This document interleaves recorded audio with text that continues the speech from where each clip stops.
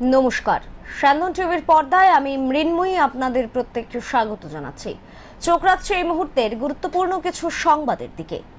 সোমবার আগরতলা পুর নিগমের এক গুরুত্বপূর্ণ বৈঠক অনুষ্ঠিত হয়। পুর নিগমের কনফারেন্স হলে অনুষ্ঠিত হয় বৈঠকে পুর নিগমের mayor Dipak Majumdar, deputy mayor Monika Das Dutta, commissioner সহ পুর নিগমের সকল কর্পোরেটররা উপস্থিত ছিলেন। এদিনের এই বৈঠকে মূলত পুরো এলাকায় বিশুদ্ধ পানীয় জল সরবরাহের বিষয় নিয়ে বিস্তারিত আলোচনা হয়। পুর নিগমের মেয়র দীপক মজুমদার জানান, পুর নিগম যে সকল এলাকায় বিশুদ্ধ জলের সংকট রয়েছে সেই সকল জায়গায় পানীয় জল সরবরাহ করার বিষয় নিয়ে আলোচনা করা হয়েছে।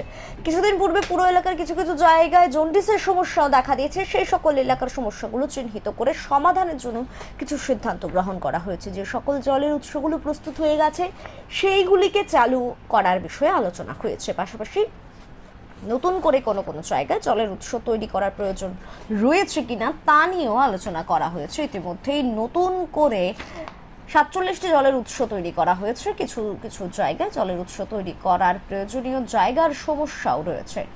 শহর অন্তর্গত কর্পোরেশন এরিয়া যে সকল ওয়ার্ডগুলিতে জলের ক্রাইসিস, বিশুদ্ধ পানীয় জল পরিষেবা দেওয়ার ক্ষেত্রে এখানে সমস্যা আছে, সেগুলি নিয়ে আলোচনার উদ্দেশ্যে আজকে আমাদের আগরতলা পৌর নিগমের সমস্ত আধিকারিকরা, জল বোর্ড এবং ডিডব্লিউএস যারা আধিকারিক আছেন পাওয়ার ডিপার্টমেন্টে, রাজ্য সরকারের, তাদের সঙ্গে আমরা সঙ্গে এবং আমাদের এই আলোচনা সভায় আমাদের ডেপুটি মেয়র, আমাদের এমআইসি মেম্বার, জোনাল চেয়ারপারসনগণ, কর্পোরেটরগণ, আমাদের কমিশনার, এসিস্ট্যান্ট জোনাল কমিশনারগণ এবং আধিকারিক প্রত্যেকের উপস্থিতিতে এই সমস্যা নিয়ে আলোচনা আমরা লক্ষ্য করেছি। কিছুদিন আগেও দু একটি জায়গায় জন্ডিসের প্রকোপ বৃদ্ধি পেয়েছিল। যাই হোক, সেই ব্যাপারেও আলোচনা হয়েছে এবং বিশেষ করে আগরতলা শহর এলাকায় যাতে জনগণ বিশুদ্ধ পরিশুদ্ধ পানীয় জল তাদের সরবরাহ করা যায় সেই বিষয়গুলি নিয়ে আলোচনা হয়েছে এবং কী কী সমস্যা সেগুলি জেনে পরবর্তী সময় সেই সমাধান করার লক্ষ্যে কিছু সিদ্ধান্ত গ্রহণ করা হচ্ছে। যেহেতু জল বোর্ডের এবং ডিডব্লিউএস এবং পাওয়ারের লোকরা আছেন এবং আমাদের মিউনিসিপ্যাল কর্পোরেশনের যারা আধিকারিক আছেন, সম্মিলিতভাবে আলোচনা করে আমরা সিদ্ধান্ত নিয়ে নিচ্ছি যেখানে যেখানে জলের ক্রাইসিস বা যে আইএফআইগুলি রেডি হয়েছে, উদ্বোধন অপেক্ষায় আছে, কিংবা যেখানে যেখানে আরও প্রয়োজন আছে। আমবাসা থানার পুলিশ আটক করলো বিপুল পরিমাণে নেশা জাতীয় স্কপ। পুলিশ জানায়, আমবাসা থানার পুলিশের কাছে গোপন খবর আসছে বহিরাজ্যের একটি 14 চাকার লরি করে প্রচুর নেশা সামগ্রী আসছে। সেই খবর অনুযায়ী আমবাসাতে বেত বাগান স্থিত নাকা পয়েন্টে থাকা কর্তব্যরত পুলিশ এবং টিএসআররা ওত পেতে থাকে এবং সেই অনুযায়ী কিন্তু ওত পেতে থেকে সোমবার সকালে NL 04D9839 নম্বরের 14 চাকার একটি লরি আসে। তারপর লরিটিতে তল্লাশি শুরু করে পুলিশ। এখন সেখান থেকে প্রচুর পরিমাণে নেশা সামগ্রী স্কফ রয়েছে। স্কফের গন্ধ লোকানোর জন্য পঞ্চা পেঁয়াজ রাখা ছিল। লরি তল্লাশির সময় 2 জন যুবককে গ্রেপ্তার করে। তাদের নাম রোহিত দৈবে এবং দিলীপ কুমার সিং। তাদের বাড়ি মধ্যপ্রদেশে। এদিকে গাড়ি থেকে 192টি প্যাকেটে স্কফ বাজেয়াপ্ত করা হয়েছে, যার বাজার মূল্য আনুমানিক 1.5 কোটি টাকা। গোটা বিষয়ে ধলাই জেলার অতিরিক্ত পুলিশ সুপার উত্তম মনিক বিস্তারিত জানান। সরকারের যে নেশামুক্তি অভিযান আছে সেটার অঙ্গ হিসেবে আমাদের মাননীয় মুখ্যমন্ত্রীর নির্দেশ অনুসারে যে আমাদের পুলিশ যে অ্যাক্টিভিটি চলছে, তো ওটা একটা পার্ট হিসেবে আমরা কালকে এটা একটা রুটিন চেকিংয়ের সময় আমরা এই বিষয়ে কনসাইনমেন্ট আমরা ডিটেন করতে পারি। তো এখানে আপনারা দেখতে পাচ্ছেন অনেকগুলো স্যাগ আছে পেছনে। তো আমবাসা পুলিশ এবং ধলাই পুলিশের যে অফিসাররা আছেন, OCPS, GP আমবাসা, বাকি অন্যান্য অফিসার, ফরেস্টের লোক, ওরা উইটনেস হিসেবে এসছেন এখানে। আমরা এই কনসাইনমেন্টের সঙ্গে 2 জনকে অ্যারেস্ট করেছি, আপাতত ডিটেন করা হয়েছে। বাদ বাকি প্রসিডিউর শুরু হবে। এখানে এক্সিকিউটিভ ম্যাজিস্ট্রেটও আছেন, ওনার প্রেজেন্সে আমরা সবগুলো আনলোডিং করলাম এখন মালগুলো।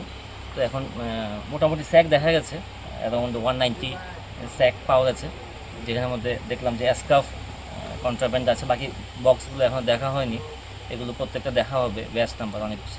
রাস্তা সংস্কারের দাবিতে আসাম আগরতলা জাতীয় সড়ক অবরোধ করে যান চালক এবং ব্যবসায়ীরা। অভিযোগ, পানিসাগরে জাতীয় সড়ক 8-এর বেহাল অবস্থা। এর প্রতিবাদে সোমবার সকাল 10টা নাগাদ রাস্তা অবরোধ করেন এলাকার ব্যবসায়ী এবং যান চালকরা। দীর্ঘদিন ধরে এই সড়কের করুণ দশার ফলে যান চলাচলে গুরুতর সমস্যায় পড়ছে। এর প্রভাব পড়ছে সাধারণ মানুষ এবং ব্যবসায়ীদের উপর। ব্যবসায়ীদের অভিযোগ, সড়কটি গাড়ি চলাচলের জন্য একেবারেই অনুপযোগী হয়ে পড়ায় পরিবহনের মারাত্মক বিঘ্ন ঘটেছে, এতে তাদের গাড়ির ক্ষতিও বেড়ে চলেছে। পাশাপাশি রাস্তার বেহাল অবস্থার কারণে প্রায়শই সড়ক দুর্ঘটনা ঘটে চলেছে, যা নিরাপত্তার জন্য অত্যন্ত উদ্বেগজনক। তারা দীর্ঘদিন ধরেই প্রশাসনের দৃষ্টি আকর্ষণের চেষ্টা করলেও কার্যকর কোনো পদক্ষেপ নেওয়া হয়নি বলেই অভিযোগ তুলেছেন। পরিস্থিতি নিয়ন্ত্রণে আনতে ঘটনাস্থলে পৌঁছায় পানিসাগর থানার পুলিশ ও পানিসাগর মহকুমা কার্যালয়ের ডেপুটি কালেক্টর।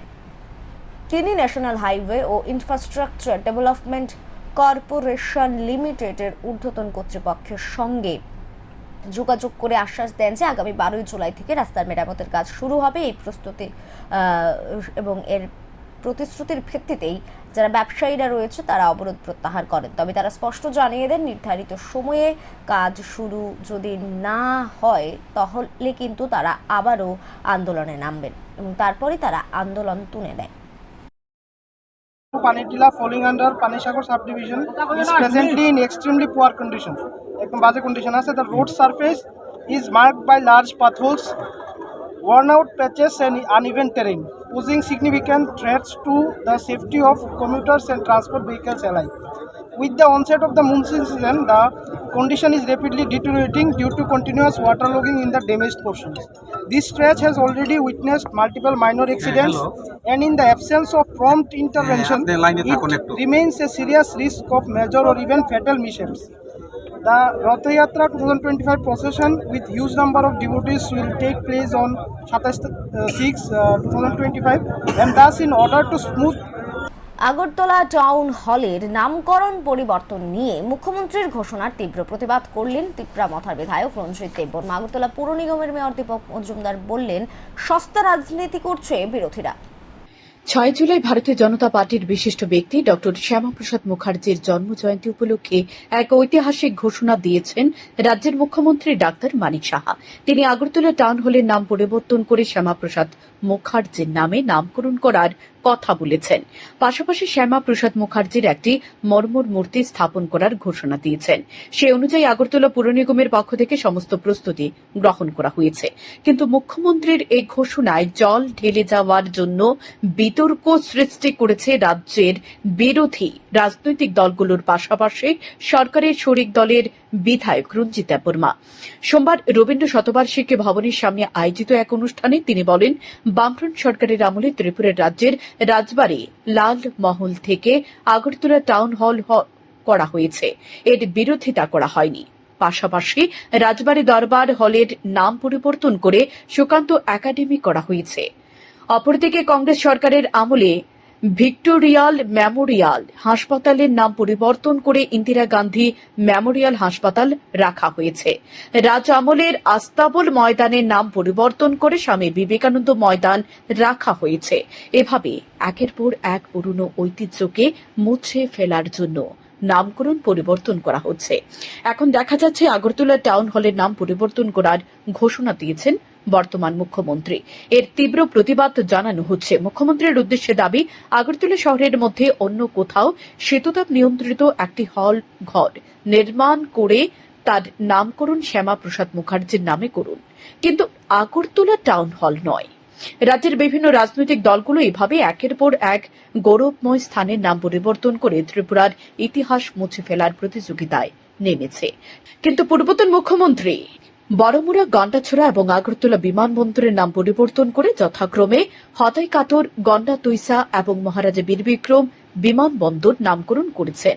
এর জন্য বর্তমান সাংসদ বিপ্লব কুমার দেবকে ধন্যবাদ জানান বিধায়ক রঞ্জিত দেববর্মা। মাননীয় মুখ্যমন্ত্রী মহোদয়, দীর্ঘদিনের আমাদের রাস আমল থেকে সেই জমি যেটা ছিল লাল মহল ছিল, রাস আমলে এটা ট্রেজারি ছিল, সেটা বামফ্রন্ট আমলে সেই জমিটাকে দখল করে সেখানে টাউন হল করা হয়েছে। আমরা বিরোধিতা করিনি, টাউন হল থাকুক, আমরা বিরোধিতা করিনি। কিন্তু গতকাল মাননীয় মুখ্যমন্ত্রী মহোদয় এই টাউন হলকে ডক্টর শ্যামাপ্রসাদ মুখার্জির নামে নামকরণ করার জন্য উনি ঘোষণা দিয়েছেন। আমি এর তীব্র প্রতিবাদ জানাই। কেন আমি প্রতিবাদ জানাই? ডক্টর শ্যামাপ্রসাদ মুখার্জির নামে আপনার শহরে আরেকটা বড় টাউন হল করুন, আরেকটা বড় টাউন হল করুন। আর এই টাউন হলকে টাউন হলে রেখে দিন। ত্রিপুরায় বিভিন্ন রাজনৈতিক দল আমাদের ইতিহাস মুছার জন্য এখানে কম্পিটিশন চালাচ্ছে। সেই কংগ্রেসের আমলে এই যে বর্তমানে যে আইজিএম, এটা বিএম যে হসপিটাল, ভিক্টোরিয়া মেমোরিয়াল হসপিটালকে সেটা আইজিএম করা হয়েছে। এই যে সুকান্ত একাডেমি, এই সুকান্ত একাডেমি কি ছিল? এটা দরবার হল ছিল, দরবার। এটাকে এখন সুকান্ত একাডেমি করা হয়েছিল। এখানে আগে দরবার হল ছিল। এইভাবে ত্রিপুরার ইতিহাসকে মুছে দেওয়ার জন্য সেই আস্তবলকে স্বামী বিবেকানন্দ ময়দান ঘোষণা করা হয়েছে। এটা আমরা মেনে নিব না। আমরা অনুরোধ করব মাননীয় মুখ্যমন্ত্রীকে, বিনয়ের সঙ্গে অনুরোধ করব, মাননীয় মুখ্যমন্ত্রী মহোদয়, আমি ধন্যবাদ দিতে চাই আমাদের প্রাক্তন মুখ্যমন্ত্রী বিপ্লব দেব জিকে। তিনি থাকাকালীন আমাদের বরমুড়াকে হাতাইকতর, গন্ধা সরকার, গন্ধা তিসা, তারপর আগরতলা এয়ারপোর্টকে তিনি মহারাজা বীর বিক্রম মহারাজার নামে তিনি করে গেছেন। সেজন্য ওনাকে আমি ধন্যবাদ জানাই। তাই আমি মাননীয় মুখ্যমন্ত্রীকে অনুরোধ করব, বিনয়ের সঙ্গে অনুরোধ করব, এই যে টাউন হলকে আপনি যে ডক্টর শ্যামাপ্রসাদ মুখার্জির নামে যে নামকরণের ঘোষণা দিয়েছেন সেটাকে প্রত্যাহার করে নিয়ে অন্য জায়গায় ওনার নামে সসম্মানে ওনার স্ট্যাচু বানিয়ে। এদিকে আগরতলা পৌর নিগমের মেয়র দীপক মজুমদার বিরোধীদের বিরোধিতাকে এড়িয়ে গেলেন। তিনি বলেন, বিতর্ক যারা করেন তারা সবসময় বিতর্ক করেন। আগরতলা পৌর নিগম নিয়ম মেনে মুখ্যমন্ত্রীর ঘোষণা অনুযায়ী Agartala town hall doctor Shyamaprasad মুখার্জির নামে নামকরণ করার জন্য সমস্ত উদ্যোগ গ্রহণ করেছে। এমন মহান ব্যক্তিদের নামে যদি আরো সুযোগ পাওয়া যায় তাহলে নাম পরিবর্তন করা হবে। আগের সরকারকে কাঠগড়ায় তুলে বলেন, তারা যদি 80-র দশকে দাঙ্গার সময় মদত পুষ্টদের নাম করে বিভিন্ন স্থানের নাম পরিবর্তন করে গেছেন, তাহলে এখন কেন তারা আগরতলা টাউন হল নিয়ে সস্তা রাজনীতি করছে? খুব দ্রুত আগরতলা টাউন হলে শ্যামাপ্রসাদ মুখার্জির মর্মর মূর্তি স্থাপন করা হবে বলে জানান মেয়র। যাদের নামে করা হয়েছে তাদের উচিতই ছিল না, কিন্তু যেহেতু সরকার ছিলেন, পার্টি দায়িত্বে ছিলেন, তারা করেছেন। আমাদের তখন কোনো আপত্তি করেননি। আজকে যারা আপত্তি করছেন ওইসব ব্যক্তিদের নামে যখন এসব দেওয়া হয়েছে তখন কোনো আপত্তি করেননি। এখন ডক্টর শ্যামাপ্রসাদ মজুমদার একজন রাষ্ট্র বলবো যে নেতা বা মন্ত্রীও ছিলেন, কেন্দ্রীয় মন্ত্রীও ছিলেন সরকারের, এবং ওনার যে অবদান তাকে আমরা সম্মান জানাচ্ছি, শ্রদ্ধা জানাচ্ছি। ওনার 125তম জন্মবার্ষিকী আমাদের রাজ্যের মাননীয় মুখ্যমন্ত্রী উনি ঘোষণা দিয়েছেন। আমি বলব ডক্টর মানিক শাহ সত্যি একজন যোগ্য রাষ্ট্রপুরুষের নামে উনি এটা করেছেন। আমি ওনাকে ধন্যবাদ জানাই। আমাদের পৌর নিগম পক্ষ থেকেও আমরা এটা আরও যাতে সুন্দর সম্মানের সহিত এটা করা যায় সেদিকে আমরা চেষ্টা করব। এদিকে এই বিষয় নিয়ে সংবাদ মাধ্যমের কাছে মুখ খুললেন প্রদেশ বিজেপি সহ সভাপতি সুবল ভৌমিক। ডক্টর শ্যামাপ্রসাদ মুখোপাধ্যায় উনি 33 বছর বয়সে কলকাতা বিশ্ববিদ্যালয়ের উপাচার্য হয়েছিলেন। উনি দেশের জন্য বলিদান হয়েছে। শ্যামাপ্রসাদ মুখোপাধ্যায় কেন্দ্রের মন্ত্রী ছিলেন এবং এত বড় একটা একাডেমিশিয়ান। ওনার ব্যাকগ্রাউন্ড, উনি কে ভারতবর্ষে, তারা তো আন্তর্জাতিক ইতিহাস। তাদের কাছে মার্কস, এঙ্গেলস, স্টেলিন, চে গুয়েভার, তাদেরকে নিয়ে ওনার আছে, মাও সেতুং। তো যারা 40 লক্ষ 50 লক্ষ মানুষকে গ্যাস চেম্বারে ঢুকিয়ে হত্যা করেছে, তাদের মূর্তি স্থাপন করে ওরা। লেনিন, সেনিল, মাও সেতুং যারাই করেছে তাদের ইতিহাসটা জেনে নিতে হবে। আর দেশের জন্য, মানুষের জন্য বলিদান দিয়েছে। তো ইতিহাসটা একটু জেনে নিলে জিতেন বাবুদের সুবিধা হবে। আর এমন কি করেছে একটা টাউন হল কি কারোর নামে? তো টাউনের মধ্যে 100টা হল আছে, সবটাই তো টাউন হল, কিন্তু ওর এমন একটা বিশিষ্ট, এমন একটা মানুষের নামে করা হয়েছে, নামকরণ করা হয়েছে, যাতে আমাদের রাজ্যের মানুষ খুব খুশি যে শ্যামাপ্রসাদ মুখোপাধ্যায়ের একটা স্ট্যাচু সেখানে বসবে এবং টাউন হলের নাম শ্যামাপ্রসাদ মুখোপাধ্যায় হল। এটা আমরা অত্যন্ত খুশি। এটা শুধু ওনারা প্রতিক্রিয়া দিয়েছে। শান্তন টিভি। অরাজনৈতিক দলের সভা থেকে সরকারকে হুঁশিয়ারি বিধায়ক রঞ্জিত দেববর্মার। তিনি বলেন, বেআইনিভাবে অনুপ্রবেশকারীরা দেশের সার্বভৌমত্ব এবং নিরাপত্তার জন্য হুমকি। তাই তাদের নিজ দেশে সম্মানের সাথে ফেরত পাঠানোর ব্যবস্থা করুক সরকার। কেন্দ্রীয় কার্যকর যে রয়েছে নির্দেশিকা, তা যদি সঠিকভাবে কার্যকর না করে তাহলে আন্দোলন চলবে বলেও তিনি জানান। বাংলাদেশ থেকে বেআইনিভাবে অনুপ্রবেশকারীদের শনাক্ত করে নিজ দেশে সম্মানের সাথে পাঠানোর জন্য এক অরাজনৈতিক দলের পক্ষ থেকে জমায়েত করেন তিপ্রামথার বিধায়ক রঞ্জিত দেববর্মা। সোমবার আগরতলা রবীন্দ্র শতবার্ষিকী ভবনের সামনে হয় এই অরাজনৈতিক জমায়েত।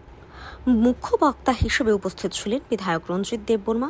তিনি বলেন, ভারতবর্ষের সার্বভৌমত্ব এবং নিরাপত্তার জন্য হুমকি হয়ে দাঁড়িয়েছে বেআইনিভাবে অনুপ্রবেশকারীরা। কেন্দ্রীয় সরকারের নির্দেশ অনুযায়ী রাজ্য সরকারকে অবিলম্বে অনুপ্রবেশকারীদের নিজ দেশে পাঠানোর প্রয়োজন, কিন্তু বিষয়টি গুরুত্ব দিচ্ছে না রাজ্য সরকার। কিন্তু বর্তমানে এটি একটি জাতীয় ইস্যু হওয়ায় জাতীয় পতাকা নিয়ে আন্দোলনে নামতে বাধ্য হয়েছেন। সব অংশের মানুষকে নিয়েই এই লড়াই। বাংলাদেশ থেকে যারা রাজ্যে এসেছে, রাজ্যে বসবাস করছে, তারা জনজাতিদের অধিকার কেড়ে নিচ্ছে।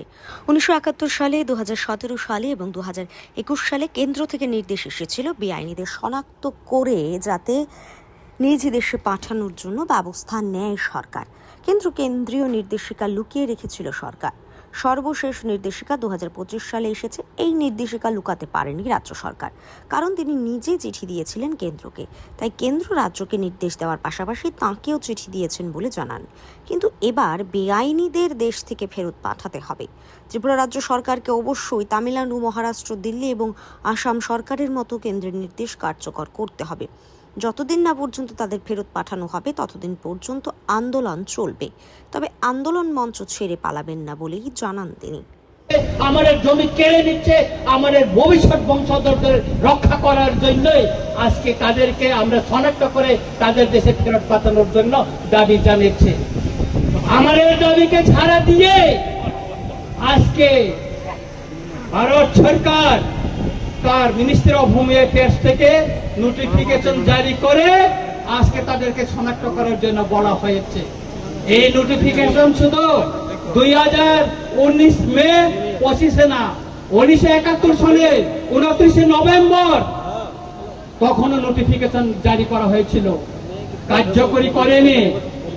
তখন রাজনৈতিক দল আওয়াজ তোলেনি, কোন সিভিল সোসাইটি আওয়াজ তোলেনি কার্য করার জন্য। 2017 বামফ্রন্ট শাসনে এই নোটিফিকেশন জারি করা হয়েছিল, কিন্তু তখন এটা লুকিয়ে রাখা হয়েছিল, কাউকে জানতে দেয়নি। পরবর্তী সময় জমায়েত শেষে একটি মিছিল সংঘটিত করা হয় আগরতলা শহরে। মিছিলে উপস্থিত ছিলেন জাতি জনজাতি সব অংশের মানুষ। সান্দন টিভি। দীর্ঘদিন পালিয়ে থাকার পর 3টি চুরির মামলায় অভিযুক্ত পার্থ করকে গ্রেপ্তার করল আমতলী থানার পুলিশ। তার বাড়ি আমতলী থানাধীন ওএনজিসি কাঞ্চনপল্লী এলাকায়। তার বিরুদ্ধে নির্দিষ্ট ধারা অনুযায়ী মামলা হাতে নিয়ে তদন্ত শুরু করেছে পুলিশ। সিক্রেট সোর্সের ভিত্তিতে পার্থ কর, বাবার নাম মিঠু কর, বাড়ি ওএনজিসি কাঞ্চনপল্লী, তার নামে 3টা চুরির ওয়ারেন্ট ছিল। আজকে সকালে সে দীর্ঘদিন যাবতই সেখান থেকে পালিয়ে আগরতলার দিকে থাকতো। আজকে সকালে তাকে জিবি বাজার থেকে ধরা হয়েছে। আজকে কি তাহলে কোর্টে পাঠানো হবে? আজকে ফরওয়ার্ড করা হবে। আপনার নামটা? আমার নাম এএসআই অপূর্ব চক্রবর্তী। সোনামুড়া থানার অন্তর্গত খেদাবাড়ি গ্রাম পঞ্চায়েতে 3 নম্বর ওয়ার্ডের গভীর জঙ্গল থেকে সোনামুড়া থানার পুলিশ 3টি গরু উদ্ধার করে। জানা গেছে, পাচারের উদ্দেশ্যে কোনো স্থান থেকে গরুগুলোকে চুরি করে এনে খেদাবাড়ির গভীর জঙ্গলে রাখা হয়েছিল পুলিশে। সোমবার গোপন সংবাদের ভিত্তিতে এই গরুগুলিকে উদ্ধার করে নিয়ে আসে সোনামুড়া থানায় এবং সোনামুড়া থানার পুলিশ গরুগুলোর প্রকৃত মালিক থানায় এসে উপযুক্ত প্রমাণ দিয়ে গরুগুলোকে নিয়ে যাওয়ার জন্য পুলিশের পক্ষ থেকেও জানানো হয়েছে। সোনামুড়া খেদাবাড়ি ওইখানে একটা গভীর জঙ্গলে 3টা গরু বাঁধা অবস্থা আছে। তো সেই খবরের ভিত্তিতে আমরা ওইখানে গিয়ে অভিযান চালিয়ে গিয়ে দেখি গরুগুলি পাই, কিন্তু গরুগুলি কোনো সঠিক বা বৈধ বা কে বা কাহারা গরুগুলি বাঁধছে এরকম কোনো মালিক পাওয়া গেছে। এখন যদি সঠিক মালিক তার সঠিক প্রমাণ দিতে পারে, গরুগুলি আমরা সোনামুড়া থানা থেকে নিয়ে যেতে পারে সঠিক প্রমাণের ভিত্তিতে হয়েছে না। সম্ভবত যেগুলো আমার যেরকম দেখতে পাইলাম এইগুলি চুরি করে গরুগুলি জঙ্গল বাঁধা অবস্থা আছে। 3 দফা দাবিকে সামনে রেখে সোমবার কাঞ্চনপুর মহকুমার অন্তর্গত নাইসিংপাড়া, আশাপাড়া ও খাসনামপাড়া এলাকার ব্রু পুনর্বাসন কেন্দ্রের মানুষ কাঞ্চনপুর শহরে এক সুবিশাল মিছিল সংঘটিত করেন। মিছিলটি শহরের প্রধান সড়ক পরিক্রমা করে মহকুমা শাসকের কার্যালয়ের সামনে গিয়ে বিক্ষোভ প্রদর্শন করে। পরবর্তী সময়ে 5 সদস্যের এক প্রতিনিধি দল মহকুমা শাসকের কাছে 3 দফা দাবিতে একটি লিখিত ডেপুটেশন প্রদান করেন। দাবিগুলো হলো অবিলম্বে কাঞ্চনপুর মহকুমার অন্তর্গত নাইসিংপাড়া, আশাপাড়া ও খাসনামপাড়া এলাকার ব্রু পুনর্বাসন কেন্দ্রের সকল পুনর্বাসিত ব্রু পরিবারকে রেশন প্রদান করা ও পুনর্বাসন চুক্তি অনুসারে কৃষি জমি বরাদ্দ করা এবং আবাসিক প্লটের যথাযথ নিবন্ধন ও ডকুমেন্টেশন করা। আগামী দিন সমস্যার সমাধান না হলে জাতীয় সড়ক অবরোধ করে বৃহত্তর আন্দোলনে যাওয়ার হুঁশিয়ারিও দেন। Location people will not simply sit unless and until our demand is not success. And the last point is the registration of our plot. Already all of us, everyone, we know that 30/40 plot has been given to each and every family. We are very happy, we are very thankful to the government. But at the same time, that 30/40 feet of plot is not registered in our names. So legal documentation should be granted immediately so that our 30/40 plot which is given to us will be in our names. That is what we want, so that we can enjoy other government facility also.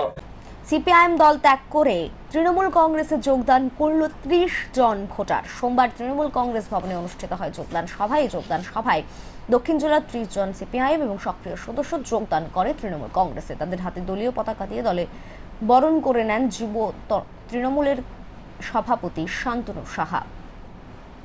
Saha জানান, এদিন দক্ষিণ জেলা থেকে 30 জন CPIM এর সক্রিয় সদস্য তৃণমূল কংগ্রেসে যোগদান করেছে। বর্তমানে তৃণমূল কংগ্রেসের সংগঠন সাজানোর কাজ চলছে। আজকে দক্ষিণ জেলা থেকে কেনেডাং রিয়াং, কামদেব ত্রিপুরা এবং রাজীব দেববর্মার নেতৃত্বে সিপিএম থেকে আজকে দক্ষিণ জেলা থেকে আমাদের 30 জন সিপিএমের সদস্য অ্যাক্টিভ সদস্য আমাদের তৃণমূল কংগ্রেসে যোগদান করেছে। মমতা ব্যানার্জির নেতৃত্বে এবং অভিষেক ব্যানার্জির সেনাপতিত্বে কাজ করার জন্য তারা তৃণমূল কংগ্রেস পরিবারে যোগদান করেছে। সড়ক নিরাপত্তার বিষয়ে জনসচেতনতা বৃদ্ধির লক্ষ্যে 8 জুলাই কৈলাসহর মহকুমা প্রশাসন ও জারা ফাউন্ডেশনের যৌথ উদ্যোগে এক বিশেষ অনুষ্ঠানের আয়োজন করা হয়েছে। ঊনকোটি কলাক্ষেত্রে হবে এই অনুষ্ঠান। এই উপলক্ষে সোমবার সকালে এক সাংবাদিক সম্মেলন করে কৈলাসহর মহকুমা শাসক প্রদীপ সরকার বিস্তারিত তথ্য তুলে ধরেন। এই যে প্রোগ্রাম হচ্ছে, এই প্রোগ্রামে আমাদের পার্টনার থাকবেন জারা ফাউন্ডেশন, ওনারা আমাদের সাথে কাজ করবেন। দুইটি সাব ডিভিশনাল অ্যাডমিনিস্ট্রেশন এবং জারা ফাউন্ডেশন একসাথে এই প্রোগ্রামটা পরিচালনা করবে। সকালে আমরা 11টা থেকে র্যালি আরম্ভ হবে। স্কুলের স্টুডেন্ট, যুবক যুবতী যারা আছেন এবং যারা আমাদের ট্রান্সপোর্ট ডিপার্টমেন্টে কাজ করেন, ড্রাইভার ভাইরা যারা আছেন, ওনারা পার্টিসিপেট করবেন। ঊনকোটি কলাক্ষেত্র থেকে র্যালিটা আরম্ভ হবে। এটা আমাদের যে পুলিশ স্টেশন আছে কৈলাসহর, এখান পর্যন্ত আসবে, এসে আবার এই ঊনকোটি কলাক্ষেত্রতে ফিরে যাবে। বিকালে আমরা একটা মিউজিক্যাল একটা প্রোগ্রাম করতে যাচ্ছি। এই প্রোগ্রামেতে কুইজ প্রোগ্রাম থাকবে, গান থাকবে বা গান বাজনা থাকবে এবং ওপেন কুইজ থাকবে। এই ওপেন কুইজেতে সোমবার ঊনকোটি জেলার কৈলাসহর কলাক্ষেত্রে অনুষ্ঠিত হলো ডক্টর শ্যামাপ্রসাদ মুখোপাধ্যায়ের 125তম জন্ম জয়ন্তী উপলক্ষে এক শ্রদ্ধাঞ্জলি অনুষ্ঠান। তথ্য সংস্কৃতি দপ্তর এবং বিদ্যালয় শিক্ষা দপ্তরের যৌথ উদ্যোগে আয়োজিত এই অনুষ্ঠানে উপস্থিত ছিলেন বিভিন্ন স্তরের প্রশাসনিক কর্মকর্তারা, বিশিষ্ট ব্যক্তিত্ব এবং বিদ্যালয়ের ছাত্রছাত্রীরা। 23 জুন আমরা শ্যামাপ্রসাদ মুখার্জির মৃত্যু দিবস পালন করে এসেছি। আজকে আবার আমরা জন্মদিন পালন করতে সবাই একত্রিত হয়েছি। আমাদের কিন্তু খুব কমই দেখা যায় যে মৃত্যু এবং জন্ম দুটোই আমরা পালন করা হয়। আমরা সাধারণত প্রত্যেকে জন্মজয়ন্তী পালন করে থাকি, কিন্তু আজকে শ্যামাপ্রসাদ মুখার্জির যে মৃত্যুটা, সেটা আত্মবলিদান দিবস হিসেবে আমরা পালন করে থাকি। কারণ এই মৃত্যুর মধ্যে বিশেষ রহস্য রয়ে গেছে, এখনো সেই রহস্য উদ্ঘাটন ঠিকমতো হয় নাই, যেটা আমাদের যে প্রাক্তন প্রধানমন্ত্রী অটল বিহারী বাজপেয়ী। বিশালগড় এলাকা থেকে গতকাল রাতে এক দেবাশিস সাহা নামে এক যুবককে গ্রেপ্তার করে চুরাইবাড়ি থানার পুলিশ। চুরাইবাড়ি থানাতে তার বিরুদ্ধে একটি এনডিপিএস ধারায় মামলা রয়েছে। বেশ কয়েকবার তাকে চুরাইবাড়ি থানার পুলিশ থানায় হাজির হওয়ার জন্য নোটিশ পাঠিয়েছিল, কিন্তু পুলিশের নোটিশে কোনো উত্তর দেয়নি। সে এমনকি থানায় এসে হাজিরও হয়নি। গতকাল রাতে চুরাইবাড়ি থানার অতিরিক্ত ওসি প্রীতিময় চাকমার নেতৃত্বে সাদা পোশাকে একটি দল বিশালগড় ছুটে যায়। বিশালগড় থানার পুলিশের সহযোগিতা নিয়ে বিশালগড় অফিস জেলা পশ্চিম লক্ষ্মীবিল এলাকা থেকে দেবাশিস সাহাকে গ্রেপ্তার করে চুরাইবাড়ি থানায় নিয়ে আসে পুলিশ। গত 6/6/2024 ইংরেজি তারিখে WB73D 5911 একটা 10 চাকা ট্রাক গাড়ি আমরা চোরাইবাড়ি নাকাতে গাঁজা সহ ধরা পড়ে। ওই গাড়িতে আমরা মোট 275 কেজি গাঁজা পাই, কিন্তু যখন গাড়িটা ডিটেন করা হয় তখন যে গাড়ির চালক ও পালিয়ে যায়। পরবর্তী সময়ে যে গাড়ির মালিক দেবাশিস সাহা, ওনাকে আমরা বিভিন্ন সময় নোটিশ করি থানাতে আসার জন্য, যে উনি আসেনি। তারপর আমরা তদন্তে আমরা জানতে পারি যে দেবাশিস সাহা এই কেসের সাথে যুক্ত আছে।